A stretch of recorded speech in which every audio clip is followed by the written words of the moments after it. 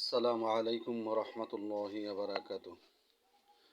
সম্মানিত সুধীবৃন্দ, আশা করি আলহামদুলিল্লাহ আপনারা সবাই ভালো আছেন।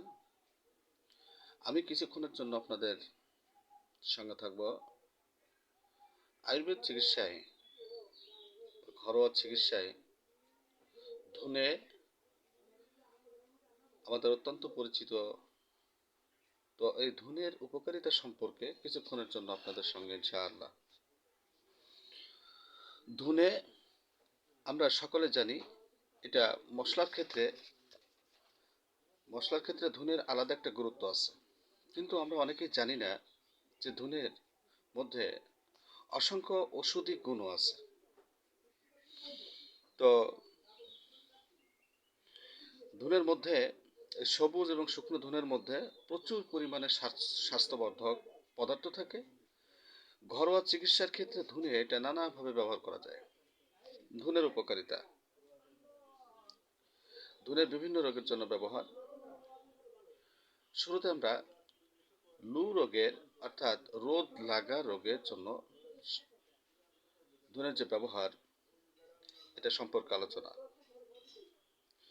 ধুনে বেশ খানিকটা পানির মধ্যে ভিজিয়ে রাখতে হবে এবং ওই ধুনের পানি ভালো করে কষলে কাপড় দিয়ে, পরিষ্কার একটা কাপড় দিয়ে ছেঁকে নিতে হবে।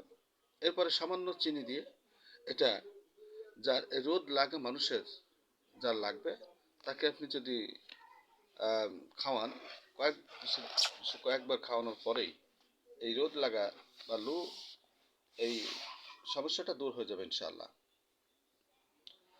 পেট ব্যথার ক্ষেত্রে ধুনে, পেটে ব্যথা হলে বা পেটে জ্বালা করলে ধুনে চূর্ণ একটু মিশিয়ে, ধুনে চূর্ণ করবেন, এদিকে একটু মিশ্রি মিশিয়ে ঠান্ডা পানির সঙ্গে আপনি যদি গুলিয়ে খান তাহলে আরাম পাবেন। কোষ্ঠকাঠিন্যের ক্ষেত্রে সবুজ ধুনে অর্থাৎ কাঁচা, এরপরে গোলমরিচ, বিট লবণ, গুঁড়ো করা জিরে একসঙ্গে মিশিয়ে চাটনির মতো করে নেবেন। যদি আপনি কয়েকবার খান তাহলে আপনার ইনশাল্লাহ কোষ্ঠকাঠিন্য দূর হয়ে যাবে। ফোলা বা জ্বালা, শরীরের কোথাও ফুলে গেলে বা জ্বালা করলে ধুনে, এটাকে আপনি সামান্য কটা ধুনে এবং সামান্য কটা আতপ চাউল বা আলো চাউল যেটা বলে, রাতে ভিজিয়ে রাখবেন। রাতে ভিজিয়ে রেখে সকালবেলা এটাকে পিষে ফেলবেন। পিষে হালকা কুসুম গরম করবেন। আপনি কয়েকদিন খান, আপনার শরীরের যে কোনো জ্বালা যন্ত্রণা ইনশাল্লাহ এটা নিরাময় হবে।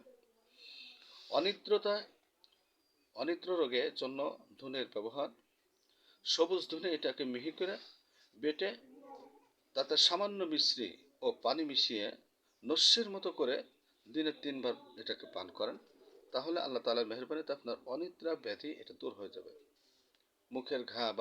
মুখে বা জিভের ঘা, এটা কাঁচা ধুনের রস মুখে বা জিভে লাগালে অথবা শুকনো ধুনের পানিতে ফুটিয়ে ওই পানি কুলি করলে জিভে বা মুখের ঘা আল্লাহ তাআলার মেহেরবানিতে সেরে যায়। মূত্র রোগে বা প্রস্রাবের সমস্যাতে, প্রস্রাব করার সময় যদি জ্বালা যন্ত্রণা অনুভূত হয় তাহলে শুকনো ধুনে ও আমলকি এটা সম পরিমাণ নিয়ে রাতে ভিজিয়ে রাখবেন এবং সকালে এটাকে মিহি করে শরবতের মতো কয়েকটা দিন খান। আল্লাহ তাআলার মেহেরবানিতে আপনার এই প্রস্রাবের জ্বালা যন্ত্রণা এটা নিবারণ হয়ে যাবে ইনশাআল্লাহ। জ্বরের ক্ষেত্রে ধুনের ব্যবহার: যদি শীত করে বা কাঁপুনি দিয়ে বারবার জ্বর আসতে থাকে তাহলে শুকনো ধুনে ও সুট সমমাত্রায় নিয়ে 5 থেকে 8 গ্রাম করে দিনে 3 থেকে 4 বার এটা সেবন করেন, তাহলে আপনার ম্যালেরিয়া জ্বর এটা নিবারণ হবে ইনশাআল্লাহ। মুখের দুর্গন্ধ: শুকনো ধুনে নিয়মিত চিবালে মুখের দুর্গন্ধ এটা নষ্ট হয়ে যায়, দূর হয়ে যায় এবং পেঁয়াজ ও রসুনের গন্ধও ধুনে চিবালে এটা এই গন্ধটা চলে যায়। নাসা রোগ: সবুজ ধুনের রসের শুকনো যদি আপনি সবুজ ধুনের রস এটা যদি ঘ্রাণ নেন বা শোকেন বা ধনে পাতা বেটে মাথায় লেপন করেন তাহলে নাসা রোগ বা নাক দিয়ে রক্ত পড়া যে ব্যাধিটা, এটা আল্লাহ তাআলার মেহেরবানিতে নিরাময় হবে ইনশাআল্লাহ। চোখের রোগ, চোখের ব্যাধির ক্ষেত্রে ধুনের ব্যবহারটা হচ্ছে সবুজ ধুনের রস বের করে কাপড়ে ছেঁকে নিতে হবে। এই রস ঘির সঙ্গে মিশিয়ে সে 2 ফোঁটা করে আহ, সকাল এবং রাতে চোখের কষ্ট লাঘব হয়, যে এটা যদি আপনি এটা ব্যবহার করেন, 2 ফোঁটা করে দেবেন চোখে আর কি, তাহলে এটা চোখের ইয়েটা আপনার নিরাময় হবে। চোখের ফুসকুনি, অঞ্জলি ইত্যাদি হলেও এতে উপকার পাওয়া যায়। চক্ষু এটা আম, চক্ষু বিকারে সবুজ ধুনে এটা খুবই ফলদায়ক। বারবার যাদের তৃষ্ণা হয়, গলা বুক শুকায় যায়, তাদের জন্য ধুনের পাতা এটা ভিজিয়ে নিতে হবে। ধুনে এটা সে পানিতে আপনি ভিজিয়ে নেবেন, পরে ভালো করে ওই ধুনেটা এটা সুন্দর করে কচলে নেবেন আর কি। কচলে নিয়ে কাপড়ে ছেঁকে তাতে মধু অথবা চিনি যদি কয়েকবার পান করেন, তাহলে আপনার এই পিপাসাটা এটা বন্ধ হয়ে যাবে। বিশেষ ছোট বাচ্চাদের কাশির ক্ষেত্রে ধুনের ব্যবহারটা হচ্ছে সবুজ ধুনের রস ও চিনি আর ভাতের মাড় বা ফ্যান যেটা বলি আমরা, এটাকে একসঙ্গে যদি মিশিয়ে বাচ্চাদের খাওয়ানো হয়, তাহলে এদের কাশি ও শ্বাসকষ্ট এটা দূর হয়ে যাবে ইনশাআল্লাহ। অর্শ বা অশ্বতে ধুনের ব্যবহারটা হচ্ছে সবুজ ধুনে পেটে গরম করে নেবেন, এবং সে পুলটিস তৈরি করে অর্শের যে পিণ্ডের উপরে আপনি সেঁক দিবেন। সেঁক দিলে এটা আহ, এই পিণ্ডটা নরম হয় এবং যন্ত্রণাও কমে যাবে তৎক্ষণাৎ।